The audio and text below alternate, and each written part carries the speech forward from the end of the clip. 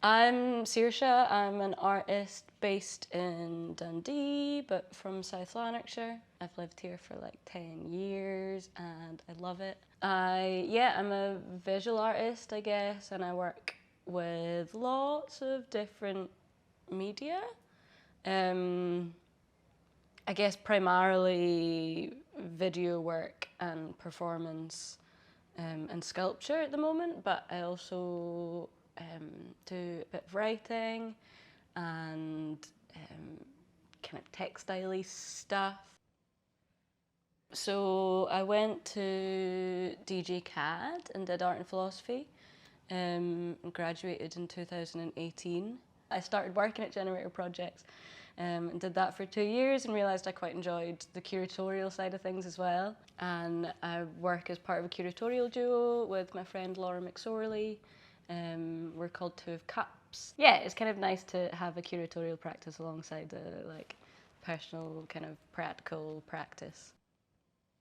When the sort of first ideas of the show were percolating, I was thinking about kind of a cacophony and kind of like a group of angry women being a sort of like cacophony of noise, a cacophony of anger, and sort of wanting to like flip that on its head to speak about the kind of, I don't know, maybe the possible beauty of anger. And so that's kind of where symphony came from. And I guess, yeah, the sort of fraying body is referring to the kind of fraying of the ropes that feature, and this idea of sort of anger and holding anger in, sort of leading to like a fraying mind, and all of these kind of idioms relating to anger and kind of mental health, I guess, being sort of like fraying or losing your tether.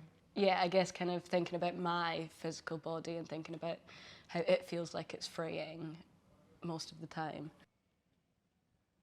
My practice since art school has kind of really primarily been about the process of making and the kind of the discoveries that happen during that process. Yeah, it's usually kind of something tactile that I want to try that's new. So the kind of natural dyeing started happening last summer. Sticking my hands into the dye, of that being a very physical, tactile, hand-led process. The kind of raveling and unraveling of rope that happened, you know, I want the audience to be able to see that and almost kind of feel that in the show.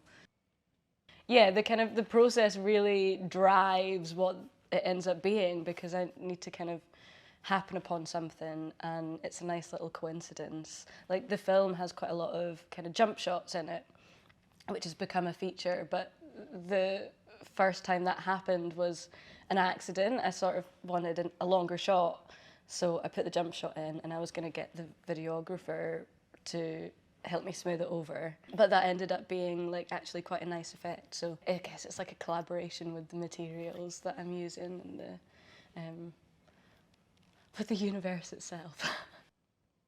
I really wanted to have a big, comfy seat for the audience. I wanted people to go away and talk about how comfy the seat was. Like, that's the comfiest seat I've ever sat on in an exhibition. I guess partly because I personally struggle to sit on uncomfortable seats, and I don't really enjoy going into a gallery to sit and watch a film when I have to sort of hold my back up or I'm sat on something uncomfortable, because my body starts screaming and, you know, I'm not. So I wanted to make sure that other people kind of with physical ailments were able to sit comfortably without having to worry about their body kind of starting to bother them. So I want people to walk into the space and feel comfortable, like for it to sort of be an moment. My work is often a lot about the body and my body specifically, and I like the idea that it might kind of, bring people into their bodies a little bit in quite a nice and soothing way.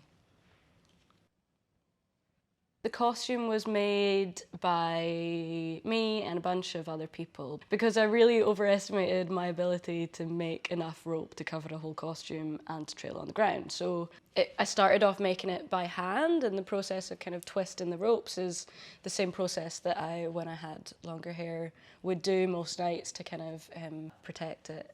And so it was a really familiar process. And then my partner made me a rope machine. I like that the costume's been touched by me, even in, you know, using the rope machine. It's still a very tactile process, and it's also been touched by this kind of community of people. I dyed a lot of the yarn with madder root, and yeah, madder root is something that's been used in Scotland and in Morocco, which is kind of, you know, making those links between the two places. Specific to my heritage. We ended up doing the filming in the Black Isle, and we realised that there was a waterfall, the fairy glen, and the beach and the kind of rocky bits all in really close proximity. In the film we see the creature coming out of a cave, and next is by a waterfall, and then moves its way to the beach and some rock pools, and then, you know, it ends with this kind of like joyous celebration of being by the sea. So it's kind of, you know, the vague idea is that this creature is making its way home to the sea, and the closer it gets to the water, the more kind of at peace it feels within itself. Yeah, so alongside the ropes from the costume that are being installed in the gallery, I've also got other kind of bits of detritus, the kind of leftovers from the process, will be installed in the space in some way. So the rope machine is going to feature kind of bits of the dye stuff, and yeah, finding a way to bring that process into the space even more. You know, because it's so important. I don't really want to like kind of hide it away. So yeah, we're gonna have little bits and pieces in the space, some instruments from the soundtrack, just to kind of bring the film out into the space. You know, it's a costume and a performance that seeps out into a film, that seeps out into the gallery, that will then on art night seep out into the rest of Dundee and make its way towards the River Tay. I don't ever really like aim to make work about something. I guess the main thing really was thinking about anger and my physical, personal experiences of anger, and my position as a black woman kind of not really within society being able to like express anger in a way that is acceptable or is considered acceptable. I guess, yeah, I was thinking a lot about water and the kind of communal ecosystem that exists in water, and the siphonophores